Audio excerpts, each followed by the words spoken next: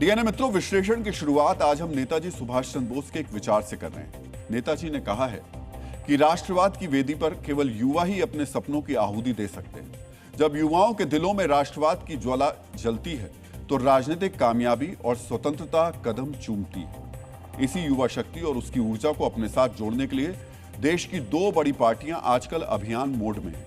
आज दिल्ली में बीजेपी अध्यक्ष नितिन नवीन की 65 सदस्यों वाली नई टीम की पहली बैठक हुई। बैठक में जेन जी को बीजेपी से जोड़ने के लिए एक विशेष टीम बनाई गई। साथ ही वंदे मातरम गायन को लेकर कांग्रेस के खिलाफ प्रस्ताव भी पास किया गया। दिल्ली में जब बीजेपी युवा और राष्ट्रवाद को जोड़कर भविष्य का समीकरण सुधारने की रणनीति बना रही थी तो पुणे में राहुल गांधी छात्रों की गूंज कार्यक्रम कर रहे थे। यानी दोनों पार्टियों के एजेंडे में एक बात कॉमन है, जेन जी। दोनों पार्टियों का फोकस यूथ और जेन जी पर है। नीट पेपर लीक आंदोलन के बाद जेन जी बीजेपी और कांग्रेस के राष्ट्रीय विमर्श के केंद्र में है। दोनों पार्टियां देशव्यापी अभियान के जरिए युवा शक्ति से जुड़ने की कोशिश कर रही हैं। इसलिए अब हम युवा शक्ति और राष्ट्रवाद के राजनीतिक नैरेटिव का विश्लेषण करेंगे। दिल्ली में बीजेपी मुख्यालय में आज पार्टी अध्यक्ष नितिन नवीन की 65 सदस्यों वाली नई राष्ट्रीय टीम की पहली बैठक हुई। बैठक की शुरुआत वंदे मातरम के 6 छंदों के गायन से हुई। प्रधानमंत्री नरेंद्र मोदी भी पार्टी के नए पदाधिकारियों से मिलने बीजेपी मुख्यालय पहुंचे। बीजेपी अध्यक्ष नितिन नवीन ने पीएम मोदी का स्वागत किया। इससे पहले बैठक में वंदे मातरम पर एक प्रस्ताव पास किया गया। राष्ट्रगीत पर पारित किए गए इस प्रस्ताव में बीजेपी ने कहा है कि पार्टी पूर्ण वंदे मातरम के सम्मान, गरिमा, विरासत और राष्ट्रीय स्वरूप की रक्षा करेगी। यानी बीजेपी सुनिश्चित करेगी कि वंदे मातरम के सभी 6 छंदों का गायन हो। राष्ट्रीय गीत को सांप्रदायिक दबाव, राजनीतिक तुष्टीकरण और संकीर्ण वोट बैंक की राजनीति के तहत रखने के हर प्रयास का विरोध करेगी। मित्रों, यह बीजेपी का बड़ा राष्ट्रवादी नैरेटिव है। इस पर आगे हम विस्तार से चर्चा करेंगे। बीजेपी कांग्रेस को बताएगी कि उसकी कार्यसमिति का कोई प्रस्ताव भारत के संवैधानिक संस्थानों और संसद द्वारा बनाए गए कानूनों से ऊपर नहीं हो सकता। बीजेपी जनता के सामने उस ऐतिहासिक और राजनीतिक संदर्भ को सामने लाएगी जिसमें वंदे मातरम के गायन को सीमित किया गया था। युवा पीढ़ी को वंदे मातरम का महत्व बताने के लिए बीजेपी अभियान चलाएगी। ये बीजेपी की जेन जी को राष्ट्रवाद से जोड़ने की रणनीति है। युवा पीढ़ी को 6 पदों वाले पूर्ण राष्ट्रीय गीत और उसके इतिहास का महत्व बताया जाएगा। जेन जी को राष्ट्रवाद के सूत्र में बांधने और उसे राष्ट्रगीत के विरासत और उसके महत्व से परिचित कराने के लिए बीजेपी अभियान चलाएगी। इस अभियान में युवाओं को बताया जाएगा कि कैसे कांग्रेस राष्ट्रगीत पर भी तुष्टीकरण की राजनीति कर रही है। भारतीय जनता पार्टी का प्रत्येक कार्यकर्ता देश के प्रत्येक गली नुक्कड़ कोने में जाकर वंदे मातरम का यशोगान करेगा। वंदे मातरम के विषय में लोगों को हम बताएंगे। वंदे मातरम को लेकर जिस प्रकार की कुलच्छित राजनीति कांग्रेस पार्टी कर रही है उसको लेकर हम आंदोलन खड़ा करेंगे। राष्ट्रभक्ति का लबादा ओढ़ करके कांग्रेस पार्टी आखिर अपने आप को कब तक छुपाए रखेगी? आज राष्ट्रभक्ति का लबादा पूर्णतः कांग्रेस पार्टी के ऊपर से गिर चुका है और उसके अंदर की तुष्टीकरण की राजनीति आज पूरा देश देख रहा है, मगर भारतीय जनता पार्टी यह होने नहीं देगी। मित्रों, अब एक महत्वपूर्ण तथ्य को समझते हैं। बीजेपी की बैठक की शुरुआत वंदे मातरम के 6 छंद के गायन से हुई। 19 अगस्त को कांग्रेस कार्यसमिति ने कहा था कि पार्टी की बैठक में वंदे मातरम के सिर्फ 2 छंदों का गायन होगा। बीजेपी इसी मुद्दे पर कांग्रेस से सवाल कर रही है। यह सवाल इसलिए पूछा जा रहा है क्योंकि संसद में जुलाई में राष्ट्रीय गौरव अपमान निवारण संशोधन विधेयक 2026 पास किया गया था। इसमें सरकारी कार्यक्रमों में वंदे मातरम के सभी 6 छंदों का गायन अनिवार्य कर दिया गया था। बहुत ध्यान से समझिएगा, सरकारी कार्यक्रमों में वंदे मातरम के सभी 6 छंद गाना अनिवार्य है। निजी कार्यक्रम या किसी दल के कार्यक्रम में वंदे मातरम गाना अनिवार्य नहीं है। कांग्रेस की बैठक सार्वजनिक बैठक नहीं थी। फिर क्यों बीजेपी इसे मुद्दा बना रही है? इसे समझने के लिए हमें कांग्रेस के 1937 वाले प्रस्ताव के तर्क को समझना होगा। वंदे मातरम पर कांग्रेस और बीजेपी के बीच वैचारिक विरोध का एक सिरा 1937 के इसी प्रस्ताव से जुड़ा हुआ है। 26 अक्टूबर से 1 नवंबर 1937 तक कोलकाता में कांग्रेस वर्किंग कमेटी की बैठक हुई थी।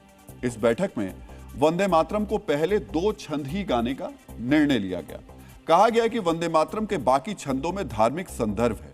इससे अन्य समुदायों, खासकर मुस्लिमों की भावनाओं को ठेस पहुंच सकती है। कांग्रेस की बैठक से पहले 15 अक्टूबर 1937 को मुस्लिम लीग की बैठक हुई थी। लीग की बैठक में वंदे मातरम के खिलाफ प्रस्ताव पास हुआ था।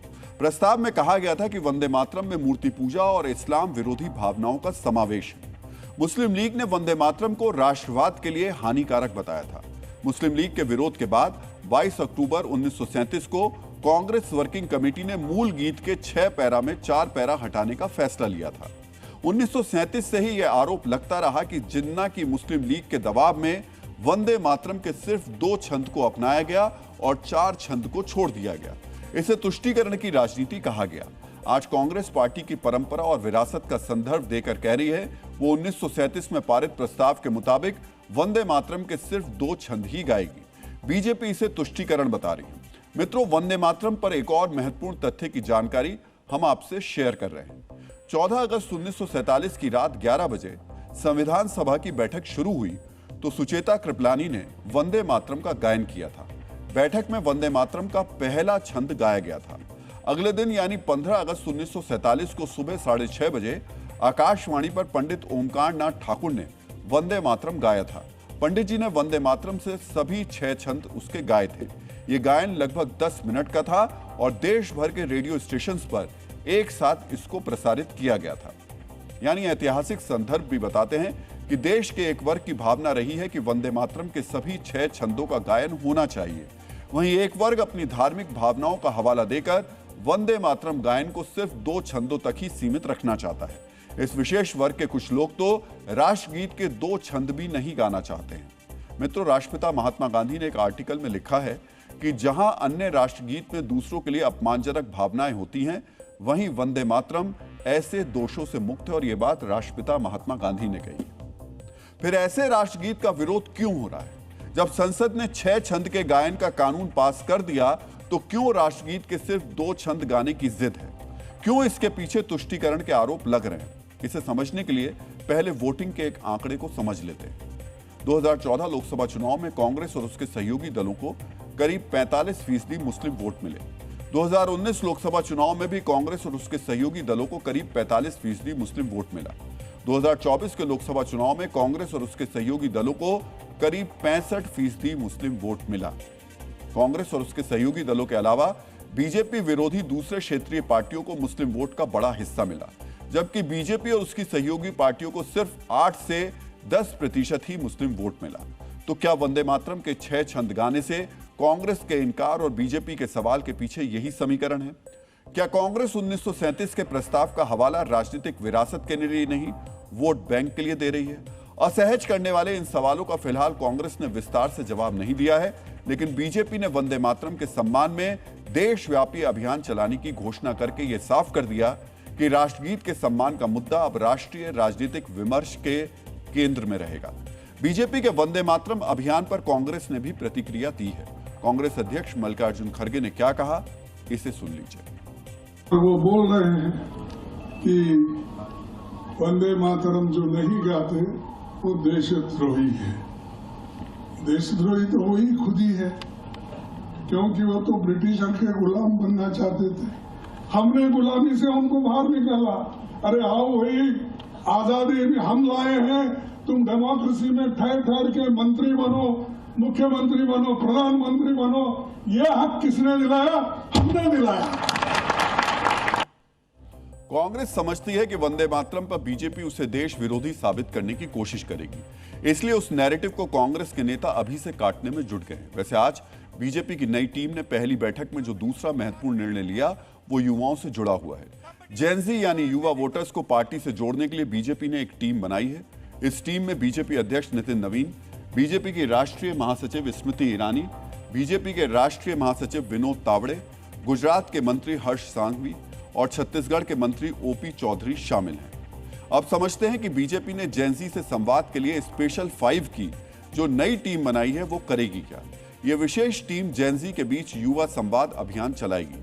14 से 25 साल के युवाओं को पार्टी से जोड़ने के लिए कार्यक्रम का आयोजन करेगी। पूरे देश में बातचीत, चर्चा और युवा संवाद जैसे कार्यक्रम होंगे। कार्यक्रमों के जरिए जेनजी की सोच, उनकी जरूरतों और उम्मीदों को समझने की कोशिश की जाएगी। युवाओं को बीजेपी नेताओं से सीधे बातचीत करने और अपने मुद्दे रखने का मौका भी दिया जाएगा। बीजेपी का फोकस जेनजी के साथ संवाद के पुल को मजबूत बनाने, उन्हें समझने और अपने साथ जोड़ने पर है। बीजेपी की विशेष टीम इसके लिए जल्द ही कार्यक्रम का शेड्यूल और फॉर्मेट जारी करेगी। पूर्व राष्ट्रपति डॉक्टर एपीजे अब्दुल कलाम का विचार है कि युवाओं के पास दो सबसे बड़ी संपत्तियां होती हैं, सपनों को देखने की हिम्मत और उन्हें हकीकत में बदलने की ऊर्जा। जो राजनीतिक दल इनकी इस ऊर्जा को सकारात्मक दिशा देता है वही इतिहास रचता है। युवा शक्ति की इसी ऊर्जा को कांग्रेस के साथ जोड़ने के लिए राहुल गांधी खुद जमीन पर उतरे हैं। एक दिन पहले दिल्ली में धरना प्रदर्शन करने वाले राहुल गांधी आज छात्रों की गूंज कार्यक्रम में शामिल होने पुणे पहुंचे। कोटा, देहरादून और प्रयागराज के बाद छात्रों की गूंज का यह चौथा बड़ा कार्यक्रम था। आज के कार्यक्रम में सिर्फ छात्राएं शामिल हुई। राहुल गांधी ने आज कहा कि वो राजनीति की बात करने नहीं आए हैं, आज वो सिर्फ छात्राओं की बात करेंगे। उन्होंने मंच पर बुलाकर छात्राओं से संवाद किया। राहुल गांधी अपने संवाद में मनुस्मृति की चर्चा कर रहे थे। राहुल गांधी ने क्या कहा, आज आपको भी बहुत ध्यान से सुनना चाहिए। मनुस्मृति कहती है, जब लड़की छोटी होती है तो वो अपने पिता की संपत्ति है, जब वो युवा होती है तो वो पति की है, और जब बूढ़ी होती है तो उसके बच्चों के लिए उसका जीवन होता है। लेकिन ये शब्द शर्म की बात है। महिलाओं को आजाद होना चाहिए।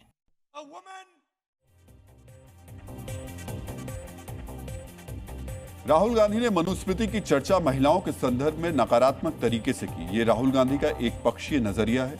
मनुस्मृति में महिलाओं के लिए यह भी कहा गया है, यत्र नार्यस्तु पूज्यन्ते रमन्ते तत्र देवता, अर्थात जहां नारियों का आदर सम्मान होता है वहां देवता निवास करते हैं। लेकिन राहुल गांधी ने मनुस्मृति में लिखी ऐसी बातों का जिक्र नहीं किया।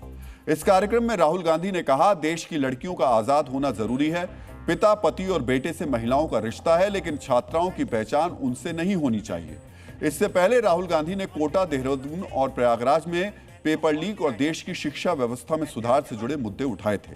लेकिन आज राहुल गांधी ने छात्राओं की सुरक्षा के मुद्दे को उठाया। पैदा होने से पहले हर साल 4.5 लाख लड़कियों की हत्या होती है। That is the first violence, पहली हिंसा। दूसरी हिंसा हरासमेंट। इस भीड़ में से 80% लड़कियों को कहीं ना कहीं हरास किया गया है। राइट? सड़क पे, बस पे, रेस्टोरेंट में, स्कूल में, कॉलेज में 80% महिलाओं को हरासमेंट किया जाता है। तकरीबन 30%, 29% महिलाओं पर फिजिकल वायलेंस होती है। घर में, सड़क पे मारा जाता है, धमकाया जाता है, पीटा जाता है। और फाइनल आंकड़ा अनबिलीवेबल, 100 में से 6 महिलाओं को हिंदुस्तान में रेप किया जाता है। राहुल ने महिलाओं के साथ हिंसा के आंकड़े भी दिए। इस कार्यक्रम में बड़ी संख्या में जेनजी छात्राएं शामिल हुई। कांग्रेस जेनजी से जुड़ने के लिए छात्रों की गूंज कार्यक्रम का रणनीतिक विस्तार भी कर रही है। कांग्रेस देश के 800 शहरों में छात्रों की गूंज कार्यक्रम का आयोजन करेगी। इस कार्यक्रम के जरिए कांग्रेस जेनजी से संवाद करेगी।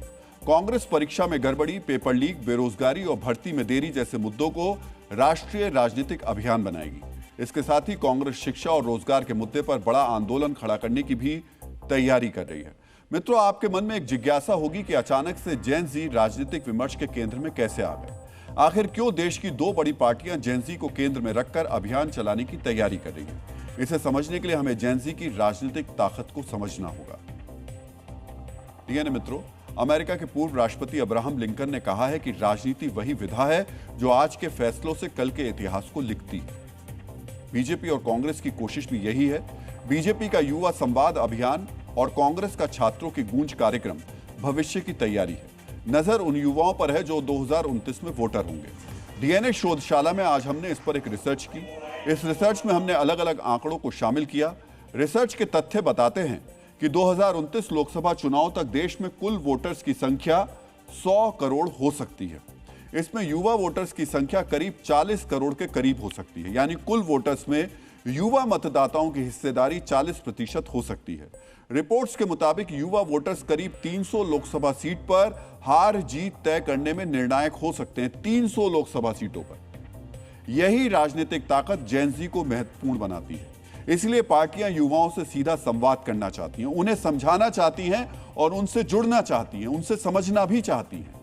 इसके लिए बीजेपी ने जेन जी को राष्ट्रवाद से जोड़ने की शुरुआत की है, तो कांग्रेस सीधे सीधे युवाओं के मुद्दे उठा रही है।